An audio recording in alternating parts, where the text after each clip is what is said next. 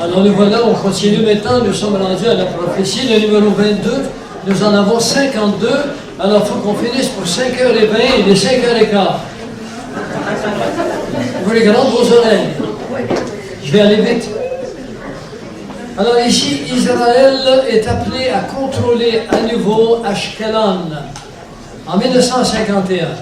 Alors on voit Ashkelon est en bas ici, là. Vous voyez, bleu tout à fait ici. Ashkelon est là. Parce que Ashkelon avait été perdu.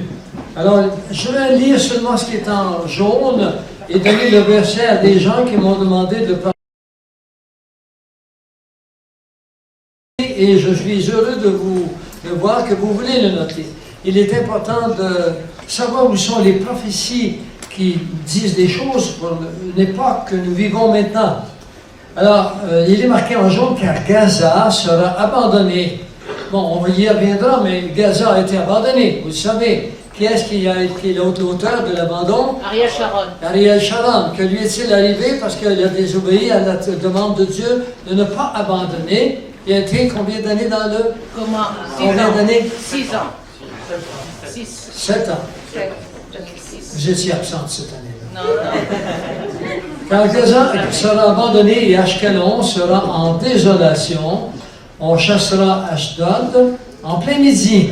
Et Ekron sera renversé. Malheur aux habitants de la région maritime, près de la mer, à la nation des Kérétiens. La parole de l'Éternel est contre vous. Canaan, terre des Philistins. Alors, les Palestiniens qui sont là seraient d'anciens Philistins, et les Philistins qui sont disparus à peu près 500 ans avant Jésus-Christ, eh bien, seraient plutôt les Kurdes, selon les documents que j'ai. Je te détruirai jusqu'à n'avoir plus d'habitants et la région maritime ne sera plus que des pâturages, des loges de bergers et des parcs de brebis. Et ce sera une région pour le reste de la maison de Juda. Et ils y paîtront le soir et le reposeront dans des maisons d'Ashkelon. Alors, Ashkelon sera donc réhabité, car l'Éternel, leur Dieu, les visitera et ramènera leurs captifs. Sophonie 2, 1 à 9. L'Égypte se retrouvera sans roi. Ils ont toujours eu des rois. Les pharaons, en fait, le dernier s'appelait M. Nasser. Regarde Nasser. L'Égypte a toujours eu des pharaons et des rois jusqu'à M. Nasser en 1953. Et alors, elle devint une république. Alors, les versets clés ici, j'armerai l'Égyptien contre l'Égyptien, et l'on se battra frère contre frère, ami contre ami, ville contre ville, royaume contre royaume. Et là, quelque part, j'ai loupé, comme vous dites souvent, le verset qui dit que, à moins qu'il y en ait un autre, oui, c'est ça. Alors, ici, dans le prochain verset, dans Zacharie 10, les versets 9 et le verset 7, il nous est dit, il passera la mer de détresse, il frappera des flots de la mer, et toutes les profondeurs du fleuve seront desséchées. L'orgueil de la Syrie sera abattu, et le sceptre de l'Égypte, c'est-à-dire un sceptre, c'est quelque chose qui est de tête, celui qui est le conducteur, disparaîtra. Le roi, oui, disparaîtra. Alors, l'Égypte est restée sans roi depuis ce temps. Et un endroit que vous lirez, vous voulez marquer, je vous donnerai un roi ou un gouvernement plus cruel que le premier. Moubarak était déjà quelque chose d'assez cruel, mais là, il y a les frères musulmans qui sont là, qui sont encore beaucoup plus cruels. Alors, vous savez que les Juifs ne sont pas très bien actuellement, on a des difficultés à se comprendre. Ils vont chez le psychiatre régulièrement. Le psychiatre, apparemment, il ne se comprend plus lui non plus. Réalisé par Alexandre, et ceci c'est quelque chose d'important, parce qu'Ashkelon et Ashdod ont des villes qui avaient été détruites lors du passage de l'homme qu'on appelait Alexandre le Grand, en l'an 323 avant Jésus-Christ. Alors ça a été fait et ça a été, on va le rebâtir, vous allez voir un peu plus loin. L'arrivée du deuxième berger, le ministre de la Défense, reconstruction de ces mêmes villes et prophéties sur Ariel Sharon. car Gaza sera délaissée. Ashkelon sera réduite en désert. Ashdod sera chassé en plein midi. Ekron sera déraciné. Et là, je vous donne le verset, toujours en Sophonie, le verset 2 à 4. Et vous verrez comment est-ce que la réalité de ceci s'est fait pour nous. Et s'est fait devant nous dans ces moments-là. Gaza, ça a été délaissé en 2005 par un homme que vous connaissez bien, un homme qui était le ministre de la Défense, qui avait beaucoup de courage, et puis il a laissé Gaza pour éviter une guerre certaine qui s'en venait, toujours entre l'Égypte, le Gaza, et puis Israël. Israël ne pouvait pas se permettre une autre guerre, mais ils l'auront eu quand même un peu plus tard, en 2006, ils auront eu une guerre avec le Liban.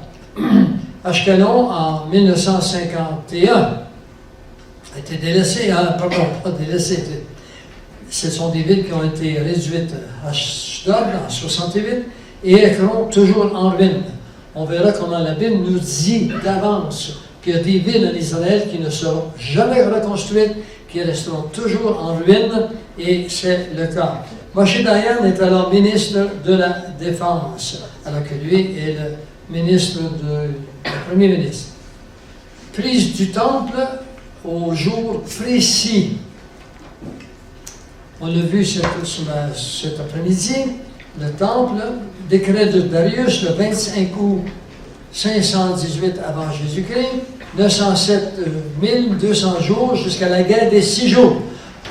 L'autre que vous avez lu au préalable était avec la guerre d'indépendance en 1948, mais on est en 1967. Il y a 200 jours entre les deux. Les mots d'origine étaient Méné, Méné, Tekel, Farchin, vous le prononcez. Alors voici ce que ces mots veulent dire. Voici l'écriture qui a été tracée. Cette main apparaît sur le mur du temps de Daniel.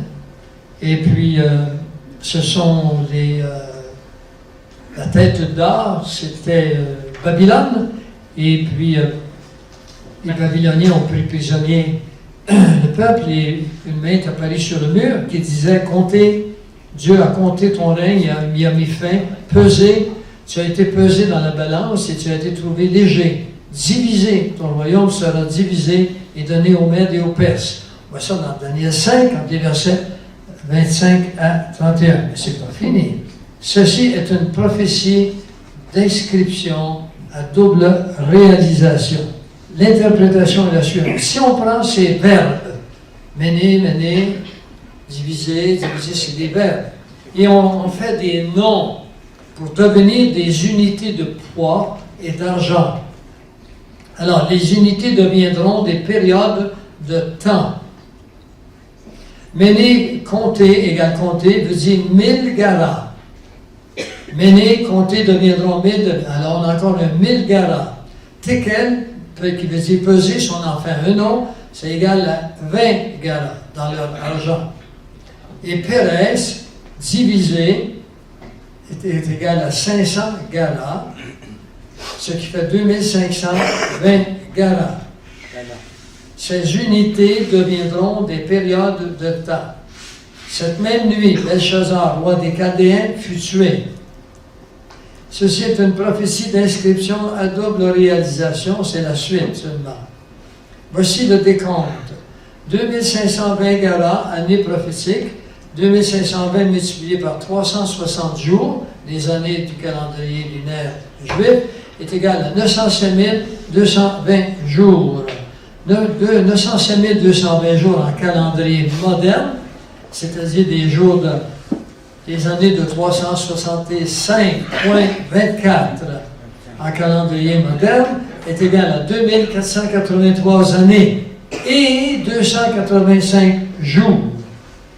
2483 jours multipliés par 365,25 au lieu de 0,24, parce qu'il y avait des décimales, est égal à 906 915. 907 200 moins 906 915 est égal à 285 jours. En août, 25 août 518 avant Jésus-Christ, plus 2483 jours, est égal au 25 août 1965. Vous ajoutez une année, parce qu'il n'y a pas d'année zéro, ça donne 1966. Si vous ajoutez les 285 jours qui manquent, vous arrivez le 7 juin 1967. Tout est prophétisé, tout est d'avance. Mathématiques ou littérature, quoi que ce soit, tout fonctionne. C'est la guerre des 6 jours. 26e, reprise des 5 villes en 1967. La guerre de 6 jours fit connaître le second pasteur et le second prince. Ce fut la réalisation d'Ésaïe 19, alors que la Syrie attaque Israël au nord et l'Égypte au sud. Israël les repousse immédiatement et s'empare de la péninsule du Sinaï, près de l'Égypte, évidemment. Israël s'empare des 5 villes qui parlaient la langue de Canaan. Et maintenant parle l'hébreu. Merveilleux, ça. La guerre de 6 jours permet à Juda de s'emparer de la ville d'El Amish, sur les côtes méditerranéennes. Ça veut dire ça, El Amish. Les mots hébreux pour Arish est destruction. Israël a remis El Arish à l'Égypte en 1979. En ce jour, regardez bien le verset, Isaïe 19, 16 à 18.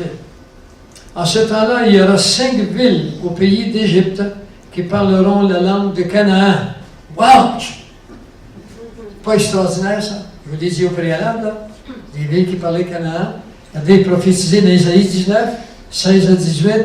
En ce temps-là, il y aura 5 villes au pays d'Égypte qui parleront la langue de Canaan et qui jureront par l'Éternel des armées. Ce n'est pas à venir. This is done. Les Jordaniens abandonneront la bande de l'Ouest. Cette guerre du Yom Kippour en 1973 est relatée dans Michée 5, prenez-le, étant le départ d'une série d'événements qui feront de Jérusalem une pierre pesante pour toutes les nations. Le Yom Kippour, la guerre qui a lieu le jour d'une fête juive. Il y a 7 fêtes juives, 4 au printemps, 3 à l'automne. Les fêtes du printemps ont tous été réalisées en Jésus-Christ. D'accord? La Pâque, ça veut dire, la Pâque, ça veut dire le passage par-dessus. Ensuite, il y a eu les pains sans levain. Et ensuite, il y a eu le troisième, c'est quoi? Le Shabbat, oui, bien sûr. C'est Shavuot. Le Shavuot. Et ensuite, il y a la dernière, les fruits, les premiers fruits, qui est la résurrection de Jésus. Tout ceci a été réalisé dans la première phase. La dernière phase, c'est les fêtes de l'automne. Et ils commenceront à se réaliser selon le livre qui vient de sortir. Ils se réaliseront à partir du jour des trompettes l'année prochaine, et l'enlèvement devrait avoir lieu le jour des tabernacles, dans les 20 jours plus tard. Alors, écoutez, quelqu'un m'a demandé tout à l'heure si j'y crois. Moi, je crois que nous allons être enlevés, ça c'est sûr. Et je crois que ça va être le jour du Rosh Hashanah, ça c'est certain. Et je crois que ça va être le jour des trompettes, parce que le jour du Rosh Hashanah et des trompettes, c'est le même jour. Et pourquoi le jour des trompettes? Parce que dans 1 Thessaloniciens, il nous est dit à la dernière trompette. Et la trompette dont il est question, ce n'est pas les trompettes d'Apocalypse. L'Apocalypse, ce n'est pas pour l'Église. Il faut que vous compreniez ça. Nous ne sommes pas appelés à la colère. La colère, nous l'avons déjà subie en Jésus-Christ au Golgotha. C'est fait. Nous sommes la fiancée. Un bon fiancé ne laisse pas sa fiancée d'un problème. Il vient la chercher avant. Bon, il y a 1001 raisons sur mon site. Il y en a un qui s'appelle l'enlèvement de l'Église. Vous allez y trouver autant de raisons que vous voulez pour démontrer que l'Église est enlevée au préalable. Alors, ici, vous avez compris ceci, c'est la guerre du Yom Kippour en 73. C'est également en 73 que Moshe Dayan reprit les hauteurs du Golan. Oh, je reviens, j'ai oublié de vous dire pourquoi le jour des tabernacles.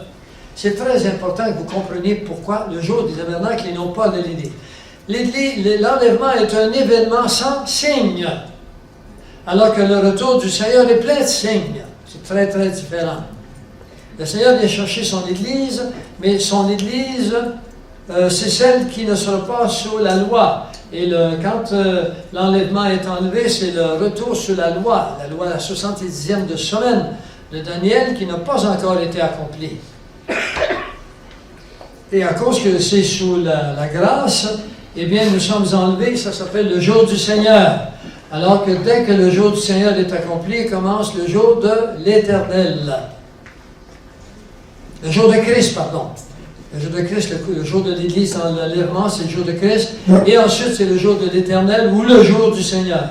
C'est la 70e semaine est un retour sous la loi et la grâce. Alors, c'est également à ce moment-là que Moshe Dayan reprend les hauteurs du Golan. En fait, ils se sont aventurés et c'est le ministre qui était là à ce moment-là qui a demandé à Moshe Dayan de repousser les Syriens et l'Égypte. Et ils l'ont fait d'une façon assez extraordinaire, encore une fois. On parle beaucoup de la guerre de 6 jours comme étant un miracle, comment Dieu a été intervenu d'une façon miraculeuse. Et ça ne fait pas longtemps d'ailleurs que là où on fait l'entraînement des soldats américains qui vont devenir des officiers, qu'on ne parle plus de la guerre de 6 jours. En fait, depuis que M. Bush et M. Obama sont là, on ne veut plus rien savoir d'Israël. On commentait, on demandait aux gens d'essayer, aux futurs généraux de l'armée ou des pilotes de guerre, de voir comment est-ce qu'il était possible qu'Israël puisse s'en sortir durant la guerre de 6 jours, avec le peu d'armes qu'ils avaient encore. Ils s'étaient modernisés, bien sûr, mais les autres aussi s'étaient modernisés, puis étaient très nombreux. Et c'est à la suite d'une déclaration de M. Nasser qui dira « Notre but, c'est de détruire Israël ». Il le dira un mois avant. Israël s'est organisé et puis ils ont attaqué le 7 juin 1968.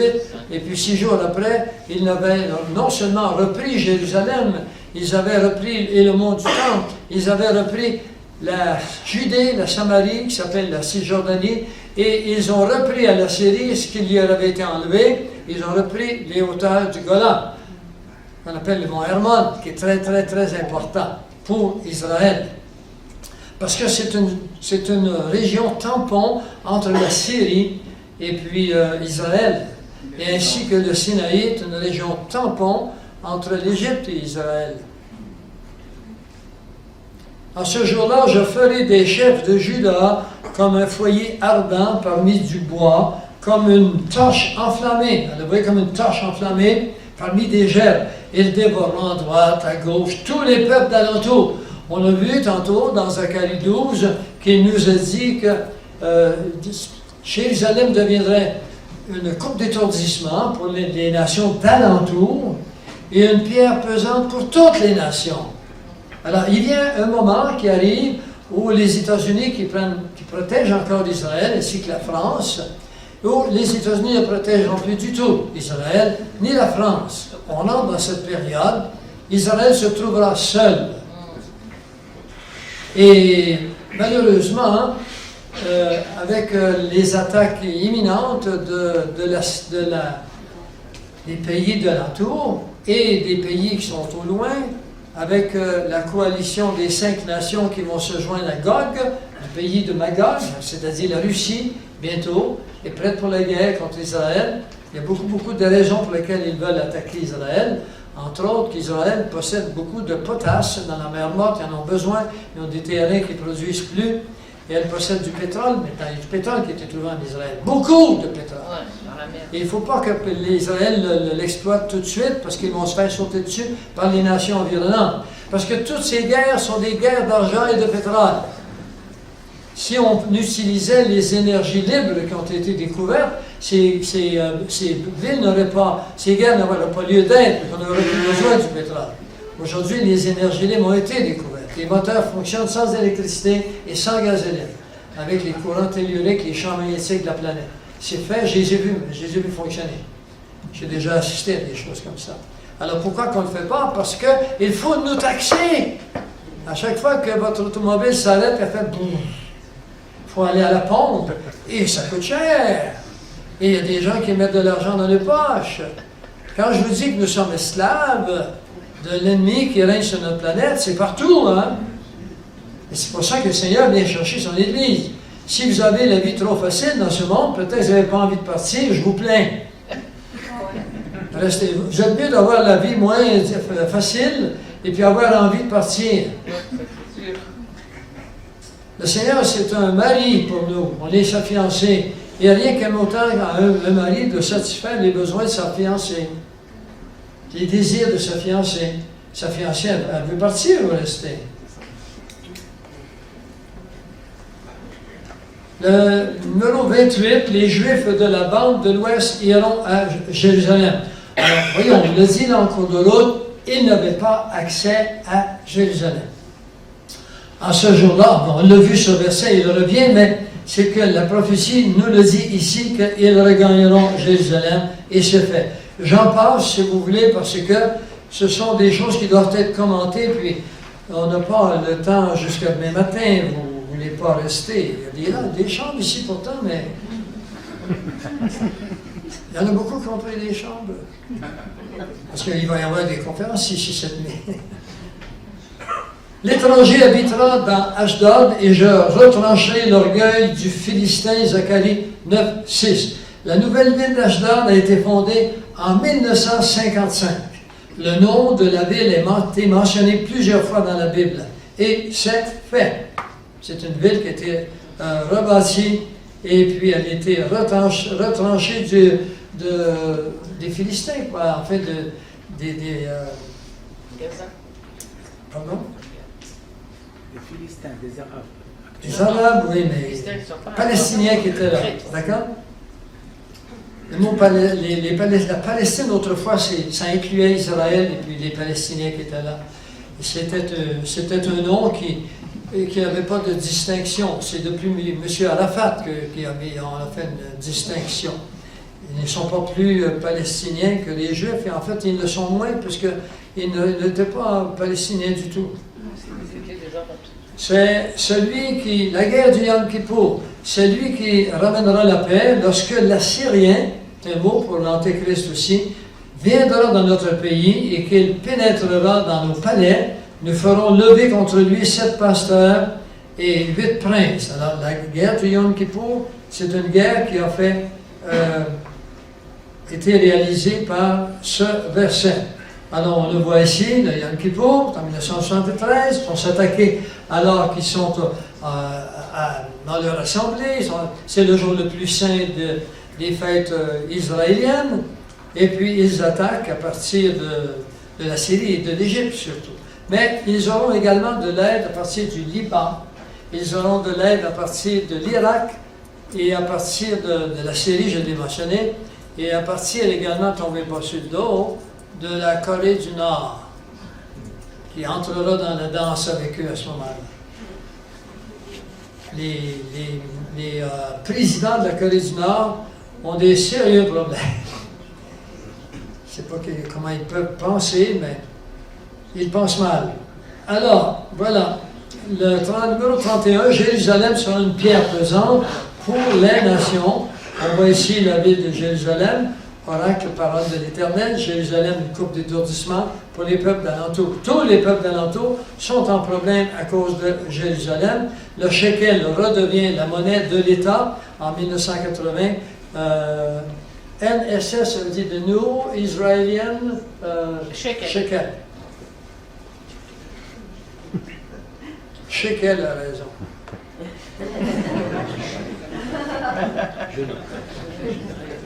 Le cycle sera de 20 guéras, la mine aura chez vous 20 cycles, 25 cycles et 15 cycles. Ézéchiel 45, 12.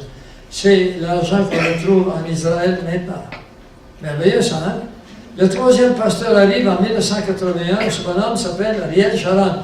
Celui qui ramènera la paix lorsque l'Assyrien viendra dans notre pays, qu'il pénétrera. Ce sera lui le suivant des pasteurs qui étaient désignés. On le voit ici, en compagnie de M. Begin. Il est en train d'inspecter les troupes. Et puis, en fait, en 1948, il n'y avait pas d'armée qui était formée. Ils avaient une vieille armée qu'on appelait la Haganah. La Haganah, c'était un groupe militaire qui était là en 1920. C'est pas mal avant la guerre. Ils avaient appris à se défendre, ils avaient créé une armée de gens qui s'entraînaient entre eux, avec des livres, avec des instructeurs qui le faisaient venir. On est en 1920, là. Il n'y a pas beaucoup de monde qui habite là encore, mais il y en a. Dès 1882, il y a des Juifs russes qui s'en viennent exploiter les terres d'Israël. Mais la vie est difficile, hein? Ils se font attaquer régulièrement par les terroristes arabes et les terroristes islamiques. Alors, c'est pas d'hier que ça dure, ça vient pas d'arriver. C'est les grosses vagues d'Aliyah qui sont arrivées en 1948. Il y en a 6 vagues qui sont arrivées jusqu'à date. Et la 6e, comme vous le voyez là, les Français qui sont retournés chez eux. On les voit qui sont dans un autobus, puis il y a des jeunes femmes, ils tiennent le bébé il y en a qu'un qui tient le bébé au sein, l'autre elle joue avec, dans un autobus, puis ils chantent. Ils entrent à la maison. Ils sont prêts à donner leur vie maintenant. Parce qu'ils savent ce qui s'en vient.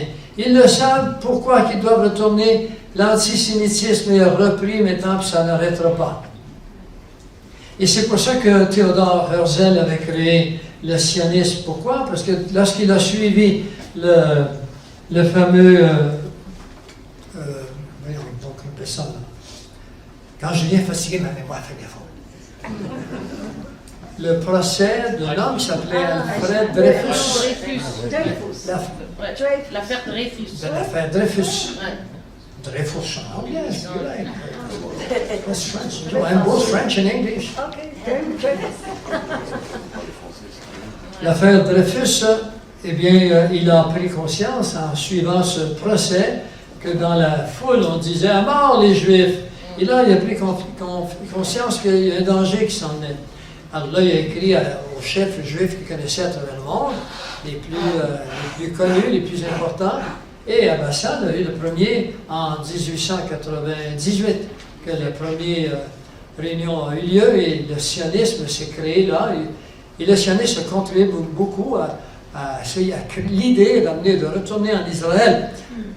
C'est à partir du sionisme d'ailleurs que l'idée est venue tout de suite en 1917 d'essayer de donner aux Juifs un État national né en Angleterre.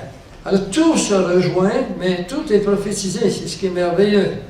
Israël attaquera les installations nucléaires de l'Irak en 1981. Ils pèteront le pays de la Syrie avec l'épée. Quand on parle de l'épée, ça veut dire les armes. Et le pays de Nimrod, alors ici, la Syrie, c'est la Syrie. La Syrie en un mot, c'est la même que la Syrie en deux mots aujourd'hui. Et le pays de Nimrod, c'est l'Irak, dans ses portes. Il nous délivrera de l'Assyrien quand il viendra dans notre pays, quand il mettra... Alors c'est une prophétie double ici aussi. Oui, il y en a une qui est passée, mais l'autre, elle s'en vient, et on l'appelle encore l'Assyrien, parce que l'Antéchrist, selon la Bible, ça viendra de la Syrie. Et ça regarde bien comme ça, même si faut regarder les racines des différents personnages qui sont là. Ça ne veut pas dire qu'ils vivent en Syrie actuellement, mais les racines peuvent être là.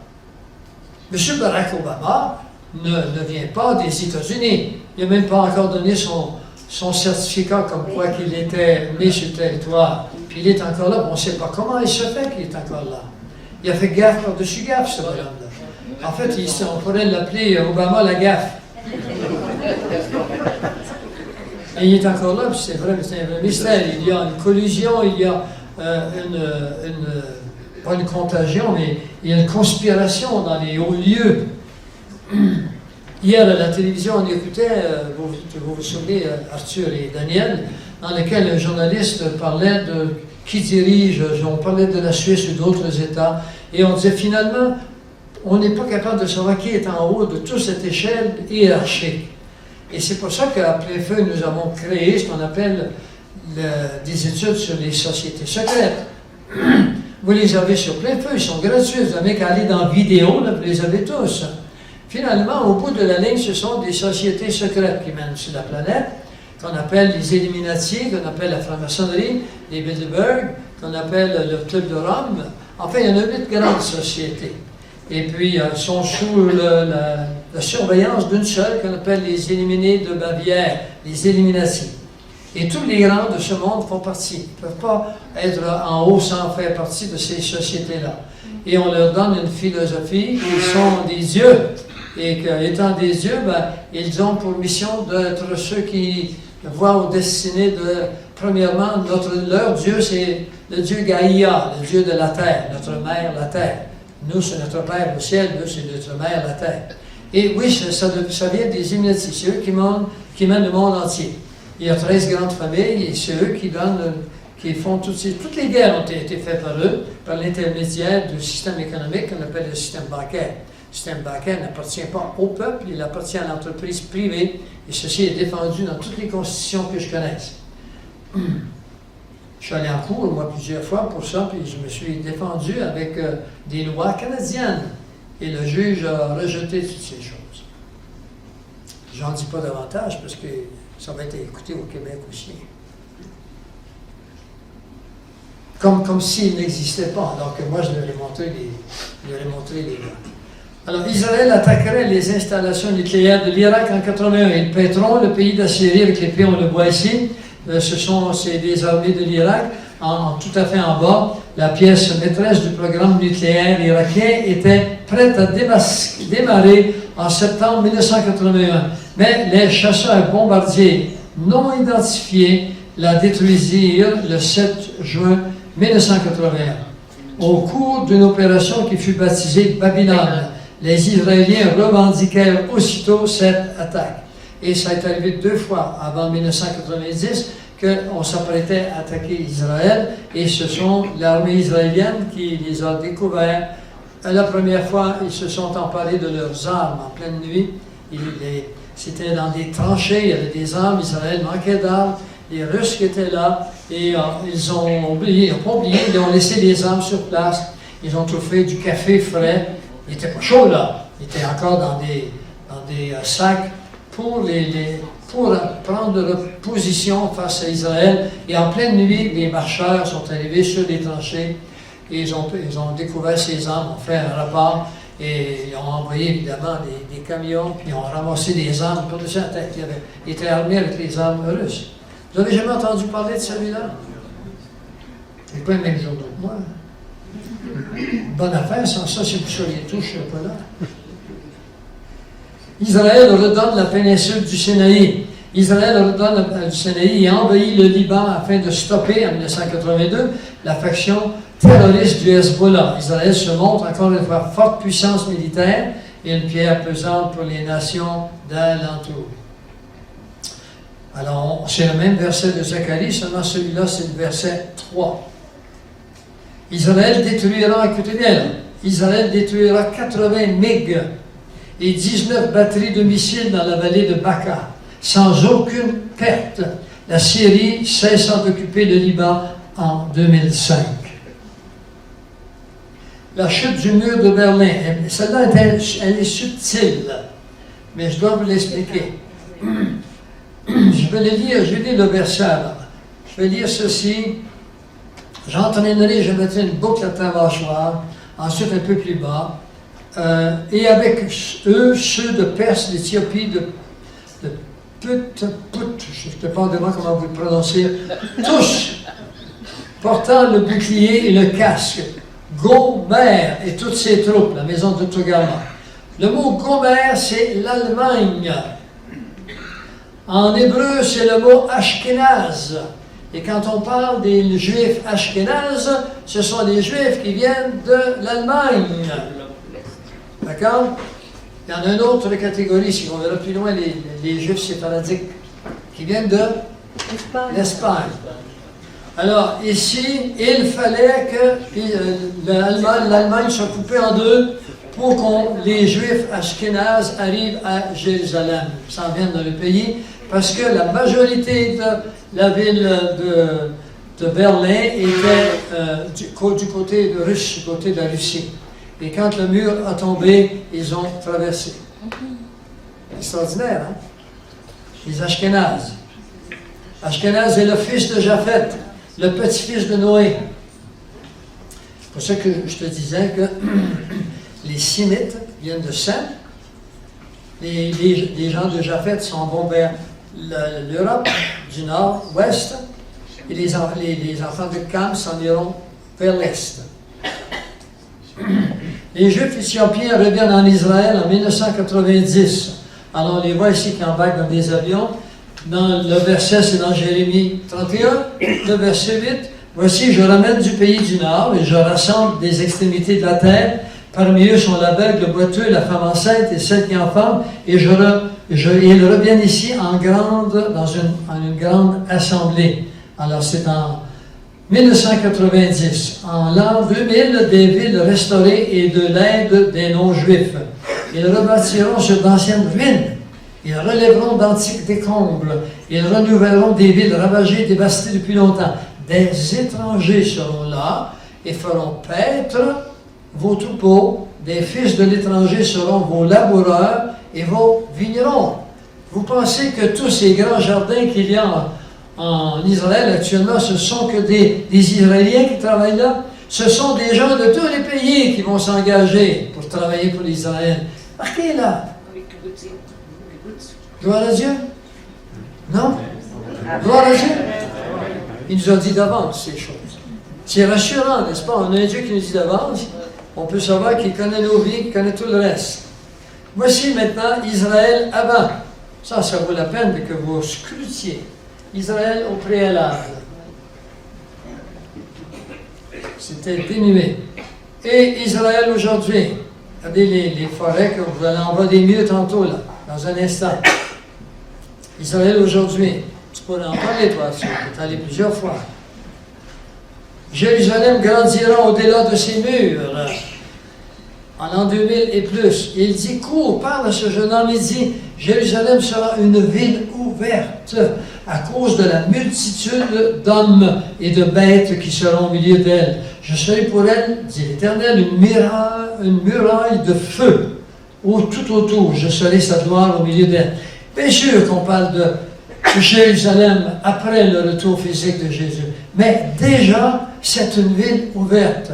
Vous savez comment il y a de colonies bâties dans le terrain central d'Israël, qu'on appelle la Cisjordanie? Il y a 200 colonies qui sont bâties. Ce n'est pas une ou deux, 200 colonies. C'est du monde, ça. Et c'est fait. Et les murs de Jérusalem ne peuvent plus contenir ces gens qui sont loin dans le pays. C'est une ville ouverte. Ce verset est maintenant réalisé. Alors voilà, la ville de Jérusalem au soir, c'est pas la ville de 1920, hein? L'agriculture deviendra permanente. Un jour, Jacob poussera des racines. Israël fleurira et s'épanouira et couvriront de fruits la face de la terre. Savez-vous qu'il y a des fruits partout dans le monde qui viennent d'Israël? Comme les oranges de Jaffa, par exemple. Vous m'avez enlevé mon punch. C'est les seules oranges que je mange. Oui, les oranges de Jaffa. Mais il y a des fleurs et des roses, il y a toutes sortes de produits de la terre qui sont partout dans le monde. C'est extraordinaire, ça. Vous voulez avoir des terrains? Voici les jours viennent, dit l'Éternel, où le laboureur suivra près le moissonneur, c'est-à-dire qu'il va y avoir plusieurs moissons, récoltes, et celui qui foule le raisin, celui qui répand la semence, où le mou ruissellera des montagnes et coulera de toutes les collines. Ça veut dire tout sera en fleurs. Alors voilà, le nouveau Israël. C'est pas extraordinaire, ça, regardez-moi ça, c'est beau. Un jardin d'Éden. Ça, c'est tous des terrains qui ont été cultivés avec du drainage, de l'eau qui y passe, et c'est incroyable ce qu'ils font. Tous les arbres sont munis de mini-ordinateurs, et dès qu'ils commencent à sécher, une goutte d'eau tombe. L'eau est placée sur l'arbre, elle tombe au fur et à mesure pour qu'il soit toujours humide. Et c'est l'ordinateur qui le décide. Moi, bientôt, je vais aller chercher mon arbre. J'en ai un là-bas. Et à Noël, maintenant, ça coûte cher acheter des arbres de Noël. Au Québec, je vais aller chercher le mien, il est là-bas. Ça coûte 10 $. Vous avez un arbre, mettez votre nom dessus, c'est à vous. C'est comme ça qu'ils ont refait les forêts d'Israël. C'est extraordinaire, c'est bien fait. Regardez les fleurs, les fruits qu'il y a là, c'est inconcevable comment ce pays s'est développé. Et quand on pense que le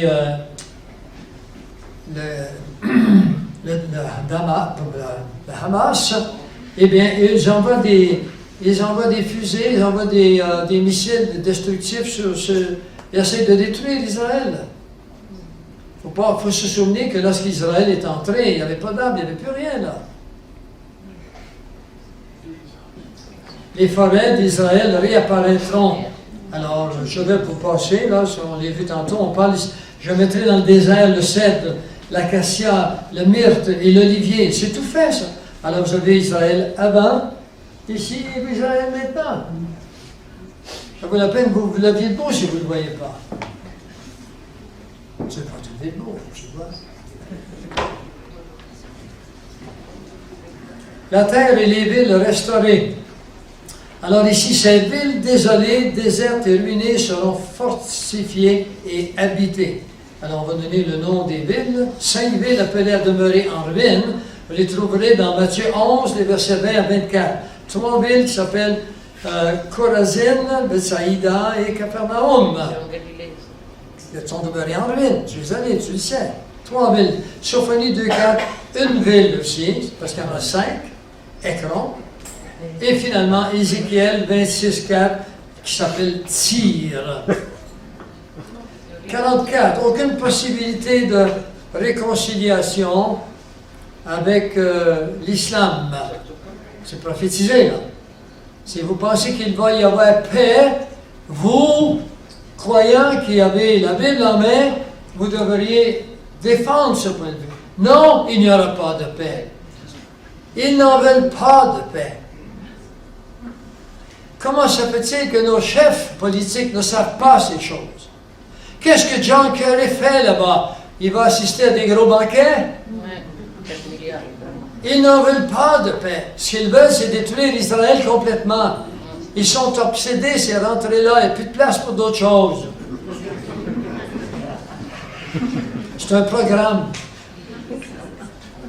Car je le vois du sommet des rochers et je le contemple du haut des coteaux. Voici un peuple qui habitera à part et ne sera jamais mis au nombre des nations.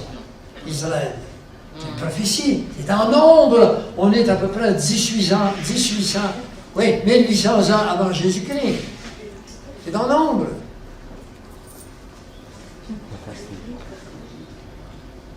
Alors, je veux que vous écoutiez, je vais essayer.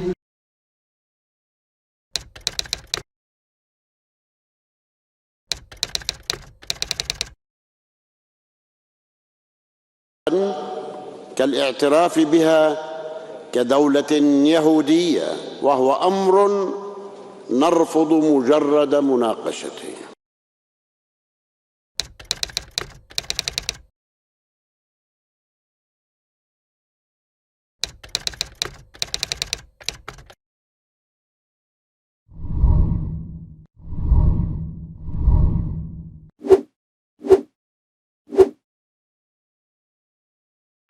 نرفض مجرد مناقشته. Vous avez compris?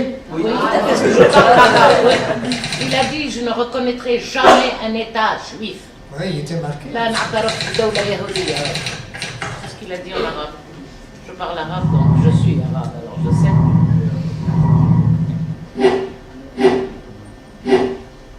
Ouais. Il a fait sa thèse sur le négationnisme aussi. C'était pas une vidéo qui était très longue. Mais je vous l'avais dit, hein? Un État juif. Alors, vous avez vu là que non, on n'en veut pas. On veut, Madame l'a bien dit, nous n'y pensons même pas à cette idée de paix. Non, on n'en veut pas. Vous êtes arabe? Oui, je suis algérienne d'origine. Alors vous savez de quoi je parle? Absolument. Mais je suis une dame d'Israël, comme on m'appelle. Ouais. Le prix des tunnels du Hamas. Un tunnel du Hamas, 350 camions de matériaux de construction. Avec... Il fonctionne. Je le lis, c'est pas grave. Avec ces matériaux, le Hamas aurait pu construire 86 maisons, 7 mosquées, 6 écoles et 19 cliniques médicales. Chaque tunnel coûte environ 2,2 millions de dollars. Tzahal, vous savez tous ce que ça veut dire, Tzahal? L'armée. L'armée a déjà trouvé 30 tunnels. Cela fait 66 millions que le Hamas aurait pu investir pour le bien-être de son peuple. Alors je continue, je pense que ça vaut un grand film, hein? C'est juste ce qu'on vient de voir là. Très bien. Alors Israël héritera d'un reste des dons palestiniens, si vous voulez. En ce temps-là, je relèverai le tabernacle de David qui est tombé. J'en réparerai les brèches. J'en redresserai les ruines et je rebâtirai comme il était au jour ancien, afin qu'il possède le reste des dons. Et toutes les nations sur lesquelles mon nom a été invoqué, dit l'Éternel, qui fera cela. Alors, voilà le futur brillant qui attend Israël. L'Israël qui aura passé à travers les tribulations. On les voit ici sur une map qui explique bien où ils sont tous, mais le temps va vite, il m'en reste encore quelques-unes. On était à 45 de 52 et il en reste seulement 7. Alors tu vas patienter là-dessus. Pas de problème. Numéro 46, l'invention de la communication par satellite. Vous allez voir dans le contexte qu'on est obligé de comprendre que Dieu savait que lorsque l'événement qui était précédé ici, les mots utilisés dans le contexte nous montrent qu'il fallait la haute technologie pour que cela arrive. Et laissez-moi vous dire que nous possédons cette haute technologie depuis déjà une dizaine d'années. Sputnik 1, qui fut le premier satellite artificiel mis en orbite autour de la Terre par les Soviets. Et regardez, le verset est ici. On est dans Apocalypse 11, les versets 8 et 9. Et leurs cadavres seront sur la place de la grande cité, Jérusalem, qui est appelée spirituellement Sodome et Gomorrhe. Vous savez pourquoi il a dit ça? Parce que Sodome et Gomorrhe. Parce que pour le moment, pardon? Sodome et Égypte. Oui, Égypte, parce que Israël, il y a énormément d'immoralité qui se fait à Israël. C'est là que se fait les plus grandes marches et comment on appelle dans les... Gay Pride. Oui, Gay Pride, mais des parades, comment on appelle? Des quoi? Des processions, oui, si vous voulez, de gays au monde, hein, c'est très fort, à Tel Aviv. Et puis ensuite, Égypte, à cause, en Égypte, il y a énormément de culte, d'occultisme. Il y a de l'occultisme en Israël actuellement aussi. Alors, vous devez comprendre que Dieu a les tribulations ne sont pas là pour l'Église, sont là pour le jugement d'Israël et des nations. Le temps de l'Église, il se termine avant les tribulations. Alors, lisons-le. Et leurs cadavres seront sur la place de la grande cité, qui est appelée spirituellement Sodome et Gomorrhe, où notre Seigneur a été crucifié. Et les gens de divers peuples et de diverses tribus, langues, nations, verront leurs cadavres pendant 3 jours et demi et ne permettront pas que leurs cadavres soient mis dans des sépulcres. C'était une tradition en Israël, là dans le lointain passé, avant Jésus, bien sûr. Lorsque quelqu'un était un voleur, un tueur, on le mettait sur la place publique, le cadavre était là. Et ça faisait la honte des familles, puis en même temps, ça donnait aux autres ce qui les attendait s'ils accomplissaient les mêmes choses. Alors, vous voyez, aujourd'hui, on dit qu'on vit dans une société qui est dure un peu par les lois, le gouvernement, mais ce fut pire. C'est l'histoire de l'homme. Alors, pourquoi est-ce qu'il est dit ici que les gens les verront pendant 3 jours? Est-ce que les gens qui vivent en Afrique, ou bien en Amérique du Sud, ou bien au Québec, est-ce qu'ils vont pouvoir voir les cadavres sur la place publique à Jérusalem? Il faudrait que Jérusalem soit très grand. Il n'y a qu'une seule façon qu'ils peuvent les voir. C'est par satellite et par les appareils qu'on appelle vos téléviseurs. Et les satellites sont là et vos téléviseurs aussi. Tournez-le et écoutez. Alors, quand ces événements arriveront, cette technologie sera existante. Mais cette technologie n'a pas à devenir, elle existe déjà depuis au moins 10 ans dans tous les pays. Alors voilà une prophétie qui est réalisée. La bête que tu as vue a été, je vais la passer parce qu'elle dit la même chose. Mais voici maintenant les utilisations qu'on fera avec le satellite. Ce n'est pas toujours pour notre bien, le satellite. Hein? Google is watching you. Google vous surveille. Alors voici tous les villes de la Terre sont vues par en haut, ce que vous voyez tout à fait au haut ici. Ben, ça, c'est les villes vues de nuit. Vous le voyez mal sur l'écran à cause de la lumière qui est là, mais sur l'écran de mon ordi ici, là, c'est très très bien, on le voit très bien. On voit ici des masses qui sont assemblées à Washington. On voit les villes en bas, on les voit de très haut. Et puis on voit les rues seulement, on ne voit pas les habitants. Mais aujourd'hui, avec les satellites, on peut voir une pièce comme celle-ci dans un terrain de stationnement, de parking. On peut le voir par satellite très bien, avec les prismes qu'ils ont, les capacités de rapprochement. Alors, vous pensez qu'ils ne nous voient pas? Ils connaissent beaucoup de choses. Dans un document que je n'ai pas publié sur plein feu, encore, en tous les cas, c'est un membre de la CIA qui me dit que le public ne sait pas qu'ils sont observés à volonté. Si vous avez un téléviseur que vous ouvrez, puis que le téléviseur est assez récent, disons 3 ou 4 ans en arrière, eh bien, ils peuvent, en pitonnant, oui,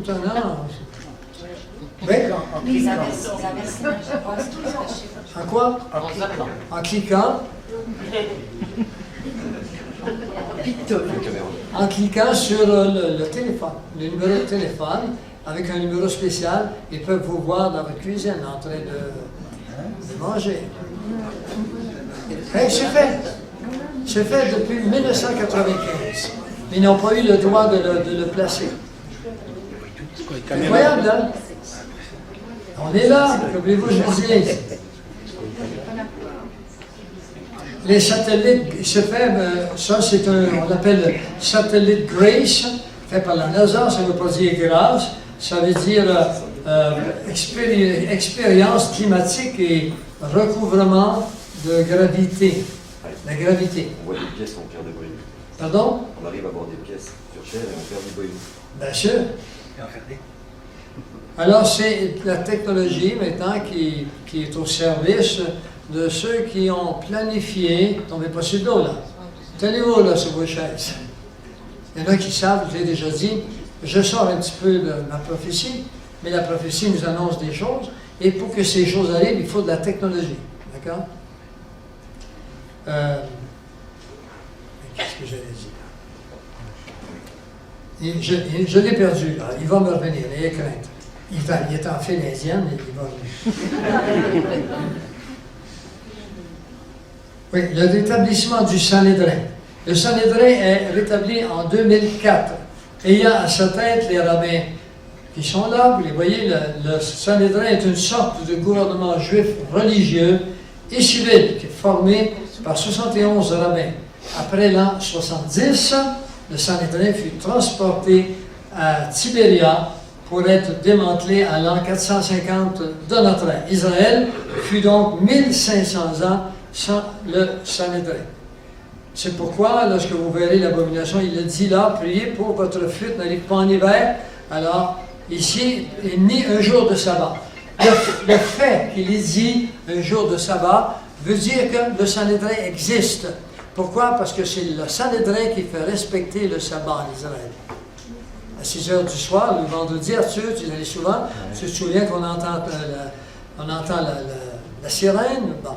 Alors, c'est le Sanhédrin qui surveille toutes ces lois juives qui sont encore un peu existantes, pas dans leur entité, en Israël. Alors, pour que ça se fasse, qu'on dise un jour de sabbat, il faut que le sabbat soit rétabli, et il l'est depuis 2004. 48. Les Palestiniens voudront Jérusalem comme capitale.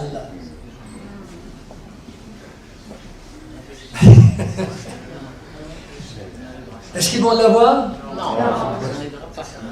Regardez bien ce que le Seigneur dit là-dessus. Ainsi parle le Seigneur, l'Éternel, parce que l'ennemi a dit sur vous, ah ah, ces hauteurs éternelles sont devenues notre propriété. Ils ne sont pas encore devenus, mais Dieu nous dit ce qu'ils disent, eux déjà. Et il y a un principe dans le monde musulman, dans le monde islamique, qui est celui-ci. Dès qu'une nation accepte qu'on y bâtisse une mosquée, le pays leur appartient. Cela veut dire que lorsqu'un gouvernement a permis, au nom de la paix, peut-être au nom de oui, on pourrait parler pourquoi est-ce que nos gouvernements les laissent rentrer comme ça. C'est sûr que on me dirait raciste si on m'entendait ici en France, ils vont m'entendre parler parce que ça va être sur Internet bientôt. Mais quand on sait, quand on connaît ce qu'ils ont en tête de faire, là je vais mettre un document prochainement pour démontrer qu'il n'y a pas de musulmans modérés. Il n'y a pas de musulman. S'il est modéré, il n'est pas musulman. Il est textuel dans la Bible, pas dans le Coran. Tout bon islamique doit tuer le juif et l'infidèle. On va marquer le chrétien, il va marquer l'infidèle. Infidèle à quoi? À leur religion. Alors, vous comprenez ce qui attend le monde maintenant, parce qu'on les laisse entrer par milliers. Ils sont engagés, hein? Nous, on réduit en nombre au Québec, puis chez vous aussi, alors qu'il augmente. Un grand imam a déclaré « Nous vaincrons le monde par le ventre de nos femmes ». Comment est-ce qu'ils vont faire ça? Mais c'est en ayant 7, 8 enfants, et parfois 9. Alors que nous avons 1,4 enfants au Québec. Et vous, en France, je pense que c'est à peu près la même chose. En Suisse. Pardon? En Suisse? Ils sont pas occupés, les Suisses. Alors, regardez bien ce qu'il y a marqué. Ah, c'est ça, nous en ferons notre propriété. Alors, c'est ce qu'ils ont en tête, c'est leur propriété. Et j'ai des images, je ne les ai pas ici, qui se passent à Londres, et vous seriez insultés si vous puissiez voir ces images. Peut-être que je les ajouterai, vous verrez les islamiques qui sont là, qui scandent avec des panneaux. Il y a des policiers, on les appelle les bobbies, les policiers de Londres, qui se promènent à côté d'eux, puis n'ont pas le droit de toucher, de rien dire, puis ils le cachent au visage aux policiers. Puis on leur dit bientôt, c'est nous qui allons être les chefs de votre pays. Vous allez nous appartenir, vous allez être nos esclaves. Il dit ça aux gens sans lui, même, ils n'ont pas le droit de rien faire. Ils n'ont pas le droit de rien faire. Non, mais écoutez, il y a une conspiration quelque part. Allez dire ça, vous, un chef du Congrès américain ou de vos gouvernements. Allez lui lancer de la salive au visage. Vous allez voir que ce ne sera pas là que vous allez être en cours. Mais avec raison.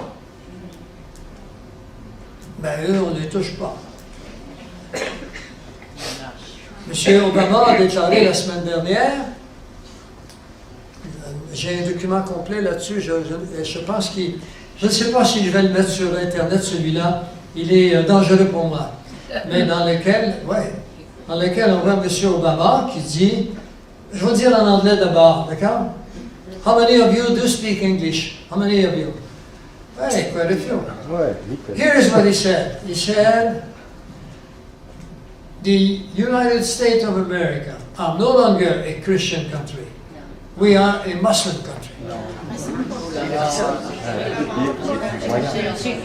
Il a dit devant tout le monde, les États-Unis d'Amérique ne sont plus un pays chrétien. Nous sommes un pays islamique. Musulman. Incroyable, hein? Alors, comment se fait-il qu'un gars peut dire des choses comme ça? Je n'en sais rien. Ça dépasse tout entendement. Très bien, on continue. 49. Bon, alors voilà. C'est pourquoi, ainsi parle le Seigneur l'Éternel, je lève ma main. Écoutez bien, là. Ce sont les nations qui vous entourent, qui porteront elles-mêmes leur ignominie. Amen. Alors ça, c'est une prophétie qui va se réaliser. Maintenant, quand ils disent « Ha ha, ces hauteurs sont devenues nos propriétés », c'est fait. C'est dans où ça on peut trouver? Ça, vous le trouverez dans Il n'est pas là? Ah, c'est parce qu'il y en a d'autres en dessous. Ézéchiel 36, les versets 2, 7, 10 et 11. 2, 7, 10 et 11. On continue, 49. Gaza sera délaissé. Oui, on le dit, sera délaissé. Ashkelon sera réduite en désert. Ashdod sera chassé en plein midi. Ekron sera déraciné. Sophonie 2, 4. Ensuite, j'entrerai en jugement avec elle au sujet de mon peuple. Alors, Gaza sera délaissé, on l'a vu, car voici, en ces jours, en ces temps-là, quand je ramènerai les captifs de Juda et de Jérusalem, je rassemblerai toutes les nations. Je les ferai descendre dans la vallée de Josaphat. Là, j'entrerai en jugement avec elle au sujet de mon peuple. D'accord? Alors, le Seigneur nous dit ici le but des tribulations. Punir son peuple qui ne sait pas, qui n'a pas pris position pour Jésus-Christ, et punir les nations qui ont attaqué son peuple. Et c'est dans Joël 3, le verset 1 et 2. 1 et 2. Et je continue, j'entrerai en jugement avec elle au sujet de mon peuple, d'Israël, mon héritage, qu'elles ont dispersé parmi les nations. Vous comprenez? C'est fait. Et au sujet de mon pays, qu'elles se sont partagées. Alors, elles partagent le pays. Il n'en reste que 3, messieurs, dames. Ça ne sera pas tellement long. Je en vois 2 belles. Le pacte de défense militaire russo-iranien en 2005. Il est très important que vous soyez capable de vous situer ici. Pourquoi est-ce que je tiens à ces 3 prophéties qui vont suivre? Voici pourquoi. C'est parce que bientôt, j'ai indiqué que quand je serai en France la semaine prochaine, je vais donner cette même conférence. On m'a demandé d'en donner une autre. Et à cause de les prophéties, surtout à cause de celle-ci, parce que celle-ci s'est réalisée en 2005, eh bien, il y a d'autres choses qui vont suivre. C'est la Russie qui est organisée avec 5 pays et qui vont bientôt attaquer Israël. Mais pour qu'ils attaquent Israël, la Russie ne le ferait pas toute seule.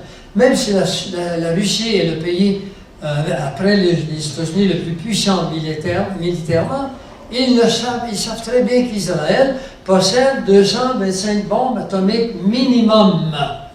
Et même s'ils ne sont pas nombreux, les bombes atomiques, maintenant, il n'est pas nécessaire, comme en 1945, d'aller les reconduire à domicile, à Nagasaki et Hiroshima. Non, ils y vont tout seuls. Génial. D'accord? Ils ouvrent des panneaux, puis dans des silos sous terre, ils programment avec des boussoles, avec des instruments mathématiques électroniques extraordinaires. Ils pèsent un bouton, puis ils disent bonjour, et puis dans 20 minutes, il n'y a plus rien au bout là. Il y en a 225 comme ça.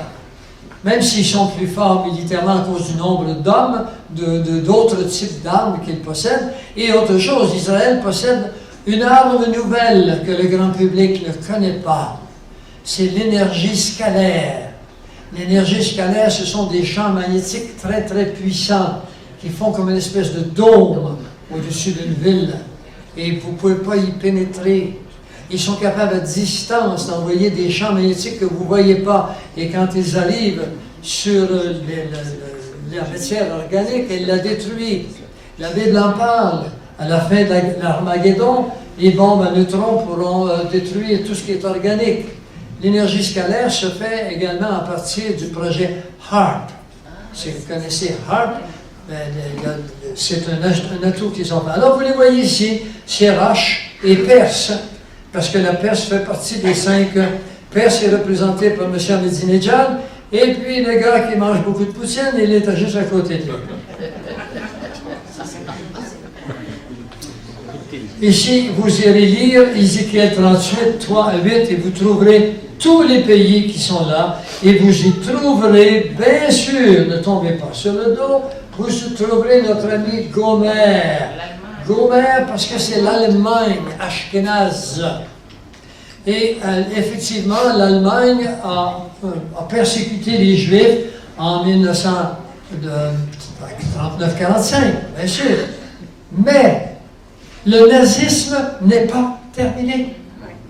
Le nazisme n'est jamais parti d'ailleurs.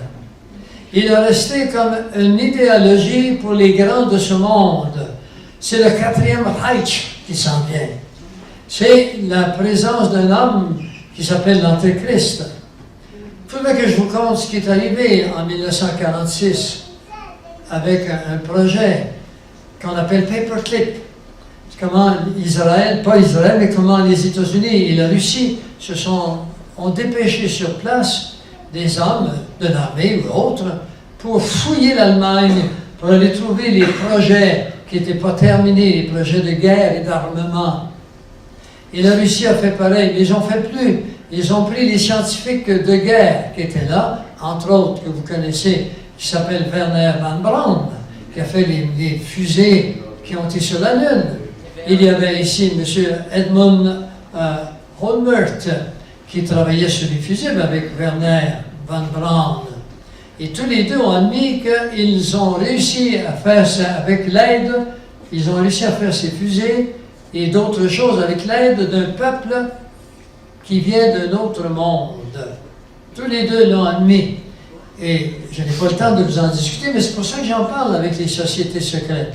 Un peuple qui vient d'un autre monde. Et ce peuple-là, il va venir sur la terre prochainement, j'en ai les convictions, et ça va être terrible. Mais il ne viendra pas avant l'enlèvement de l'Église. Et la Bible en parle dans Thessaloniciens, elle dit il fera des miracles et des prodiges mensongers. Et ça a été développé, ces choses. Je m'intéresse à ça depuis l'âge de 15 ans. Ce sont ce qu'on appelle les ovnis. Notre monde est rempli d'ovnis. Sur mon site, je peux en voir des centaines. J'ai fait des documents de la NASA il y a 10 ans. Il y en a des centaines. Ils peuvent se montrer, ils peuvent être visibles ou invisibles. Ils peuvent changer de forme à volonté. Mais ils ne viennent pas, comme on nous dit, de notre monde, de notre terre. Ce ne sont pas des extraterrestres. Ils viennent d'une autre dimension. Et vous voulez savoir leur nom? Ce sont des démons. Des démons. Quand l'Esprit Saint, excusez-moi, j'achève. Quand l'Esprit Saint qui retient le mal, j'ai dit ça, je le dis encore. Tu veux, Arthur, j'ai le temps? Si on vous enseignait que l'Esprit Saint, il y a seulement qu'un ministère ou deux, bien, prenez votre crayon, ajoutez-en. Il y a 7 ministères, l'Esprit Saint, connus. L'un d'entre eux, c'est de retenir le mal dans le monde. La minute où l'Esprit Saint disparaît, le ministère de retenue du monde, du mal disparaît avec ce ministère l'Église. C'est là que se produit l'enlèvement. Et Satan le sait. Il a fouillé les Écritures. Et son armée est prête. Exactement comme les Arabes sionistes, pas non pas les Arabes sionistes, les Arabes. Je suis Bon, ça va, il y aura une charge pour les rires.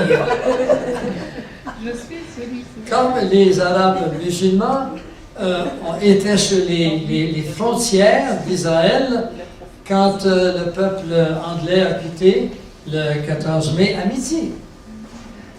Ils avaient également une protection en réserve jusqu'à minuit. Mais à minuit, il n'y avait plus, le mandat était terminé et c'est là qu'ils ont commencé à attaquer. Et comme je l'ai dit, c'est la même chose ici. Satan est prêt pour son programme mondial. Et dès que les tribulations commencent, que l'enlèvement est fait, les tribulations commencent. Alors Gomer, elle est dans le coup parce que l'Allemagne va revivre.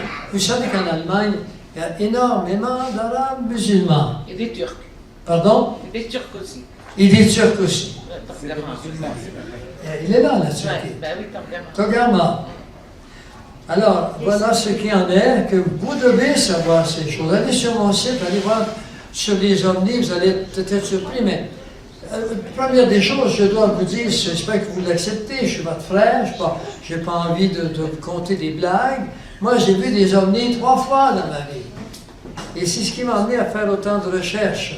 Le dernier que j'ai vu, j'avais environ à peu près 35 ans. Et il était aussi grand qu'un terrain de football. Il était au-dessus de la ville où j'étais. Et c'était tellement impressionnant, les gens restaient bouche bée. C'est aucun bruit. Puis cette masse, avez-vous vu Independence Day? Mais c'était exactement comme ça. Et puis, moi j'ai appelé le poste de radio. Ils m'ont dit, monsieur, vous êtes le 100e qui a appelé. Il m'a fermé la ligne. Oui, mais écoutez, c'est incroyable. Il faut aller sur certains sites, il y a des sites complets là-dessus, sur les ovnis qui envahissent notre monde. Maintenant, ils ont commencé à descendre, c'est à sortir. Et puis, se manifester. Il y a des démons qui se manifestent surtout en Amérique du Sud. Il y en a partout en Amérique du Sud. Les gens font des rapports. Les policiers ont hâte de dire que ça va se passer ou ils ne savent pas quoi faire avec ça. C'est une autre dimension. Je pourrais vous en dire d'autres, mais ce sera dans une autre conférence. Vous allez être là? Oui. Alors, marquez vos noms tout de suite derrière vos sièges. On est rendu au 51e, on achève. La deuxième guerre libanaise eut lieu en 2006. Regardez ce qui est marqué ici. Et c'est le psaume 83 qui l'a décrit le plus. Pourquoi? Parce que c'est la dernière guerre qu'on a eue avant celle qui vient de finir, dans lesquelles tous les pays environnants voulaient mettre leur épaule à la roue pour détruire Israël. Alors je le mets en jaune, c'est le psaume 83, 1 à 9. Il est dit, ô Dieu, ne reste pas dans le silence, ne te tais pas et ne te repose pas aux yeux, car voici tes ennemis s'agiteront. Ceux qui te haïssent lèvent la tête. Ceux qui te haïssent lèvent la tête. Vous savez qui les haït, hein? Ils forment contre ton peuple des projets pleins de ruses, et ils délibèrent contre ceux que tu protèges. Venez, disent-ils, exterminons-les du milieu des nations. C'est textuel avec ce que disait M. Ahmadinejad quand il était président de l'Iran. Et qu'on ne se souvienne plus du nom d'Israël. Lui, Ahmadinejad, il va aller un pas plus loin. Il va dire qu'il faut qu'on entre en Israël avec nos bulldozers, qu'on déterre les ossements des ancêtres, qu'on les brûle puis qu'on les jette à la mer, pour faire disparaître tout ADN qui sent le juif. Ce n'est pas une haine humaine, c'est une haine diabolique. Pourquoi est-ce une haine diabolique? Parce que Satan sait que Dieu a un programme avec ce peuple qui est l'horloge du monde. Et il sait que s'il peut détruire l'horloge, Dieu a des problèmes, parce qu'il a promis qu'il les protégerait. Il est le père de la témérité. Aller contre Dieu qui peut. Alors ici, il est marqué, ils font une alliance contre toi, les tentes d'Édom, les Ismaélites, Moab, les Agaréniens, Ammon, Amalek, les Philistins avec les habitants de Tyr. L'Assyrien se joint à eux. Vous avez ici les habitants, les descendants d'Ésaü et les fils de Lot. Ils sont tous ici. Ils sont tous là, tous mentionnés. C'est le seul verset où vous verrez tous les fils de Lot et les fils d'Ésaü qui sont de Lot, les descendants. Elle prête son bras aux enfants de Lot. Ben, il est marqué là. Traite-les comme Madian, comme Sisera, comme Jabin au torrent de qui sont. Bon, enfin. Alors voilà, ceci est réalisé et encore une fois, Israël a été vainqueur. Israël ne peut plus maintenant perdre avant le grand jour. C'est Dieu qui protège Israël jusqu'à l'enlèvement. Après l'enlèvement, Dieu va laisser son peuple passer au crible. Pourquoi? Parce qu'ils ont encore rejeté le Messie. Après toutes ces choses, on les retrouve dans le Nouveau Testament, on les retrouve à des endroits, ces versets. Et puis, il y a quand même tout près d'1 million de Juifs qui sont convertis, qui sont en Israël, qui prennent la chance de se faire mettre en prison. Alors maintenant, alors, au dernier, voici Israël ciblé par l'islam et lutte fratricide arabe. D'accord? Vous comprenez ce qui se passe à Gaza et ailleurs? Voilà. J'armerai l'Égyptien contre l'Égyptien. Est-ce que ce n'est pas fait? Est-ce que j'avais besoin de complémentaires? J'ai besoin de commentaires? L'Égyptien est contre l'Égyptien. Tu l'as vu? Tu as peut-être une chose dans le temps, Philippe. Souvent même, hein? Mais il n'y a pas que l'Égyptien qui est contre l'Égyptien. Il y a le Tunisien qui est contre le Tunisien. Il y a l'Algérien qui est contre l'Algérien. Ils sont tous frères contre frères. C'est pas à venir. Pardon? La Libye, La Libye l'Irak, aussi. la Syrie. Voilà. Tous les ennemis d'Israël. J'armerai l'Égyptien contre l'Égyptien. Ils combattront chacun son frère et chacun contre son ami, ville contre ville, royaume contre royaume. Je livrerai l'Égypte aux mains d'un maître dur, et un roi cruel dominera sur eux, dit le Seigneur l'Éternel des armées. Regardez bien maintenant, ça c'est fait. On va le voir les versets dans un instant. Mais l'Euphrate River drying up 2012. Et les eaux de la mer manqueront, la rivière se desséchera et taillera. Isaïe 19, regardez la madame là, je ne sais pas si c'est une madame, elle est dans la rivière, il n'y a plus rien là. C'est séché. C'est là que ça se passe. Ce n'est pas les nouvelles qui nous disent souvent la réalité, ce qui se passe là-bas. Là. Il faut vous méfier, les médias d'information ne nous donnent pas l'heure juste.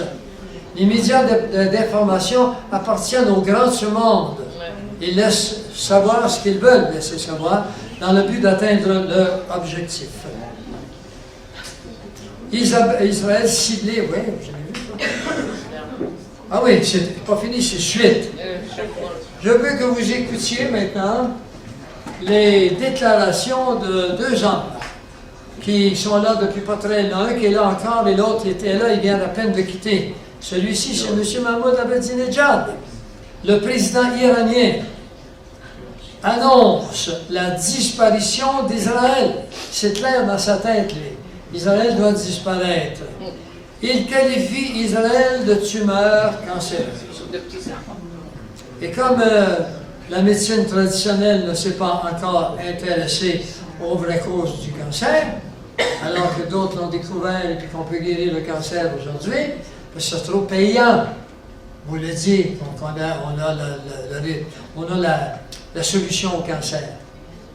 D'ailleurs, ils ont pour programme de ramener la population mondiale à 500 millions d'ici quelques années. Ils ne peuvent pas se permettre de trouver maintenant comment on guérit le cancer. C'est une belle façon de les faire disparaître. Vous irez sur mon site, là, il y a dans la dernière conférence, je vous montre les documents là-dessus. Les grands de ce monde se préparent à réduire les populations. Aux États-Unis, on se prépare à irriter tellement le peuple qu'il y a une révolte et là on va appliquer la Homeland Security. Homeland Security s'est préparé pour... Pardon? La loi martiale. Pardon? La loi martiale. La loi martiale va suivre. Homeland Security, c'est des lois qui ont été signées sur M. Bush. L'Act Patriot Act, c'est ça? Oui, Patriot Act en français, oui. Et puis, alors le peuple va se révolter, on l'hérite au plus haut point actuellement. Juste en laissant M. Obama, qui dit qu'on est un pays islamique, et puis que l'islam a fait énormément pour l'humanité depuis qu'il est là. Écoutez, c'est incroyable. Il dit qu'on l'islam, sans l'islam, on ne serait pas avancé comme on l'est aujourd'hui. C'est eux qui ont découvert le zéro. Mais cette fois, c'est vrai. Hein? Dans l'alphabet, il y a 1, 2, 3, 4, 5, 6, 9. On était resté là. Et on faisait des combinaisons des autres, mais c'était compliqué. C'est les Égyptiens qui ont découvert le zéro. Alors, on peut leur donner d'avoir découvert le zéro. Bon, c'est pas compliqué, ça, mais c'est mathématique. Alors, le dernier, maintenant, c'est celui qui est là maintenant, Rouhani. M. Rouhani avait... Pardon? On l'appelle le modéré. Il a déclaré, sur pas tellement longtemps, au sujet d'Israël, qu'il était, entre parenthèses, une blessure dans le corps du monde musulman qui doit disparaître. Avec la petite vidéo qu'on vous a montrée il y a un instant, vous devez bien comprendre que toute personne qui s'aligne pour être le représentant des Nations Unies ou le représentant des États-Unis, ou de la France, ou de n'importe quel pays, et qui dit que lui, il a la solution, il va aller parler à ces gars-là, puis on va faire des concessions de part et d'autre, vous allez voir qu'on va avoir la paix. N'importe qui vous dit une chose comme celle-là, c'est certainement pas un chrétien. Deuxièmement, il n'a jamais lu les journaux correctement, il ne connaît pas l'histoire. Puis troisièmement, il est obsédé lui aussi comme ils le sont eux. C'est impossible, il n'y aura pas de paix. S'il y a une paix, tout ce que je viens de vous dire ne vaut rien, et vous savez que c'est pas moi qui parle. Il n'y a pas de paix pour les méchants. Il n'y en a pas, c'est ça. Paix, paix, disent-ils, ils prennent la blessure de mon peuple à la légère. Il n'y aura pas de paix tant que le prince de la paix ne sera pas venu. Le prince de la paix, Jésus, a un nom, il s'appelle Jésus-Christ. Do you believe that? Croyez-vous ça? C'est millénium. Pardon? C'est dans le millénium. Dans le millénium. Alors, écoutez, je suis surpris que vous m'ayez écouté aussi longtemps. Et puis que vous soyez encore là assis. Maintenant, je vais vous laisser Arthur, je pense, parce que j'ai terminé cette première partie. Après le souper, nous reprendrons à 1 heure qu'il va vous donner. Et nous allons parler maintenant des prophéties qui viennent. Il n'y en a pas autant, là. Et, très bien. Alors,